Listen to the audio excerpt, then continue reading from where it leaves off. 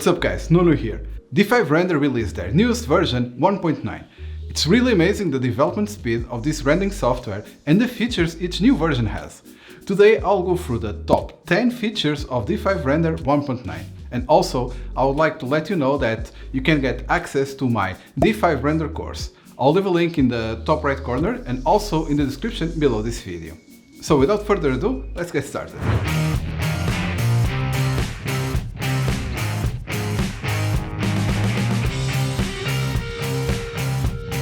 So before in D5 you only had the HDRI environment that you can add to the scene, but now you can add a completely Geo and Sky environment, which you can add the latitude, longitude, you can define which month it is, so basically all the geographic coordinates of the sky, it's all integrated now. And so let me show you how it looks. You can go here to Sky, and now you have two tabs. One is for the HDRI, another is for the Geo and Sky. And you can set the time. So you can either click here and set manually what time. So let's put it at 4 o'clock, for example. And now you see that the sun, it's in this position. But you can also move here this slider. And so you can see the sun moving like this. So you can easily find the best position of the sun for your scene. So let's say I want it like this. And then you have the month, day, longitude and latitude. And so this longitude and latitude, it's interesting because now you can add the exact location of where the project will be. So let's say the project will be in Los Angeles, for example. We can go to Google Maps, and here inside Google Maps, if you check here on the top, you will see the longitude. It's this minus 118, and then the latitude is 34.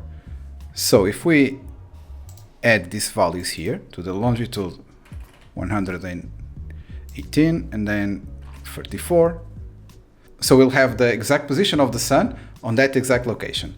And if you change here, for example, let's say it's on June, which is the summer month, and you see the sky at let's say it's 3 o'clock, or actually 3, it's like this. So the sun, it's in this position.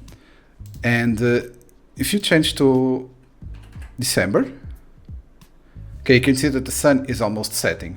So it makes a huge difference. And another thing is the north offset.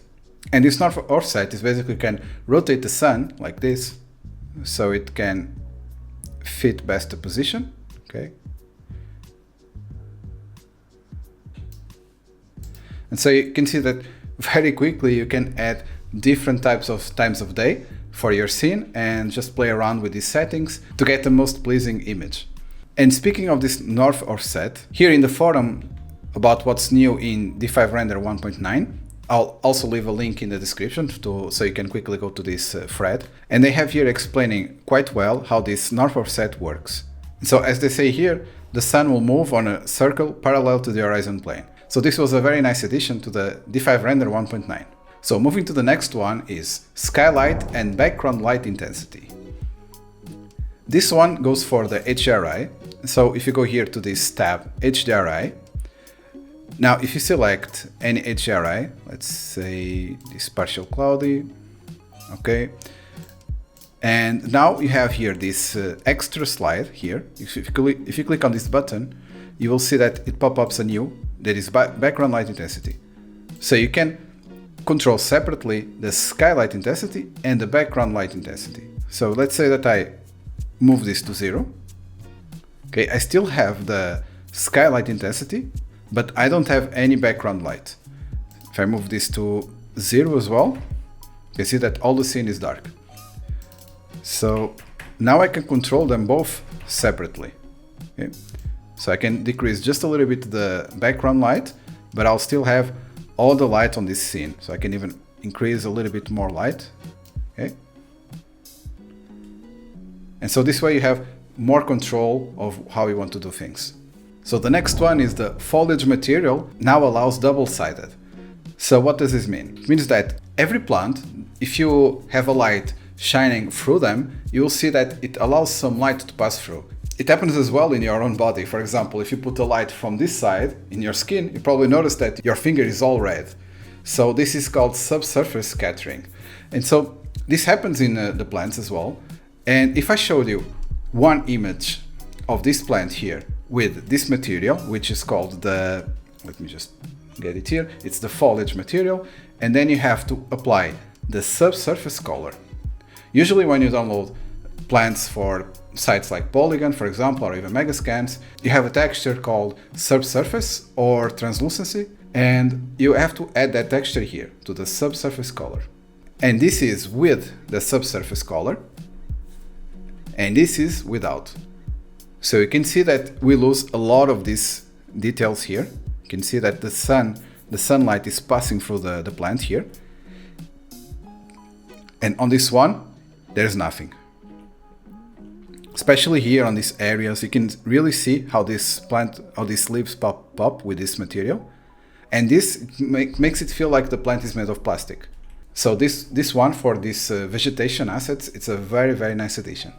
The next feature is model replacement from asset library. So before you could replace the models from the local library, but now you have from the asset library as well. So to do this, you select the model that you want to be replaced. So let's say it's this tree. And I can click here, replace, and now it has two options, replace from folder, replace from assets. So let's click assets, and let's say instead of this tree that I have here, I want, it can be this one, for example. Okay, so it quickly replaces. So let's try it again. So I have this one, or I can replace with this one. So you can see that it quickly replaces from any of these assets. The next feature is called color adjustment for plant assets. If you want to have a realistic render, you cannot have simply the same tree copy-pasted all over it and not have slight adjustments to it, because it will look like it is exactly the same tree copied over and over. So you either need to rotate, to scale. So this is two things you can do, rotate and scale. And you can also now, in D5, you can simply, let me just copy this tree. You can go to the material, and here on the color, you can select any other color. Let's make it more or less like this. And so now you see that, let me rotate a little bit the sun so you can see better. Okay, so let's select again this one. So you see that it's starting to have material variation, the color. So you can select this one.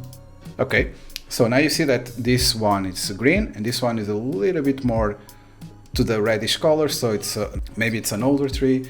So all of these things are essential to have a realistic render, and this is a nice addition to the D5 1.9. So feature number 6, it's the sunlight Tindal effect. This effect, it's basically the God rays. You can activate this by going to the filter, and then you have here the fog effect. So you can activate on the weather. If it's like this, just open this weather tab. Now let me increase this density so you can see this a little bit better. And now you have here Tindal effect. Let's activate. And let's decrease this effect, maybe till here.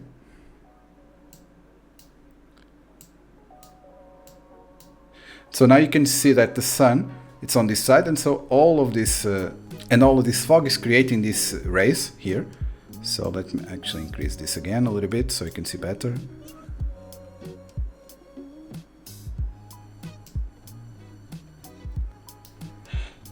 So you can see with this effect without and with. And of course you can play around with the color as well, so let's make it a little bit more yellowish. Or actually a little bit more like this tone. And so this is for the new sunlight Tindal effect. The feature number 7, it's new shortcuts. One of the new shortcuts they added, it's the quickly focus.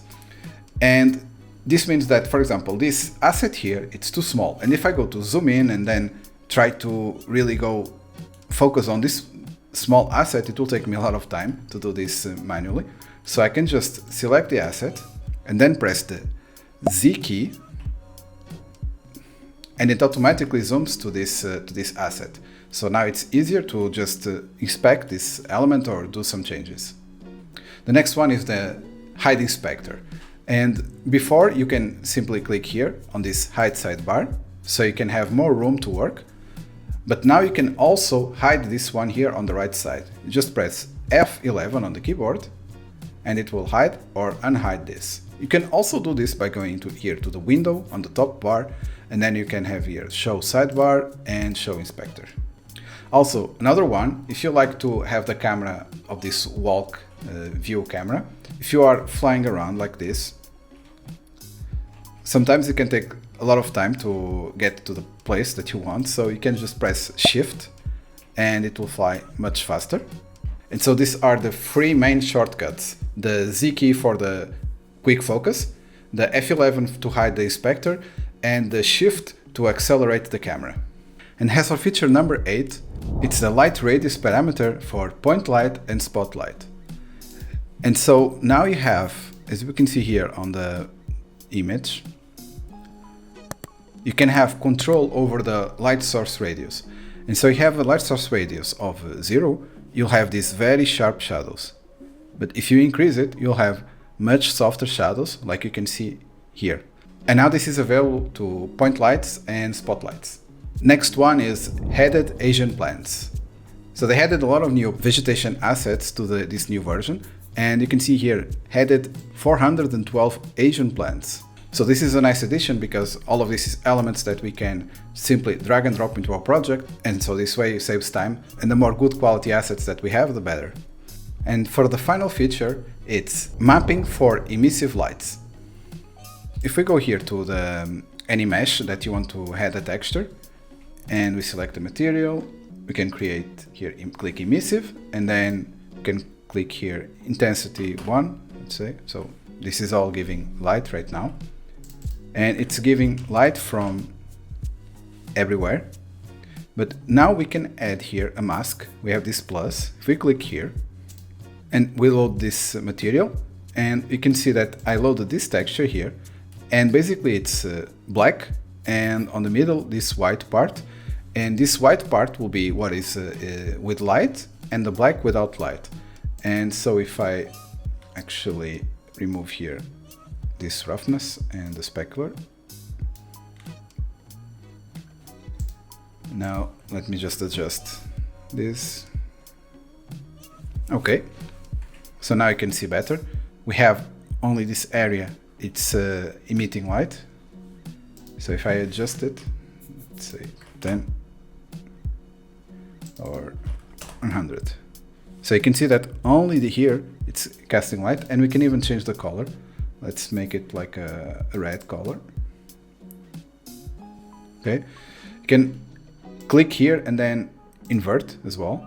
So now it's all this area is giving light, and this black part it's not, so the center it's not. And so now you have more control on how you can work with these emissive lights. What do you think of D5 Render? Have you tried their newest features? Let me know in the comments below. I'd like to remind you that you can get access to my D5 Render course. I'll leave a link in the top right corner and in the description below this video. And I hope you liked this video, and if you did, give it a thumbs up, subscribe, and I'll see you in the next video.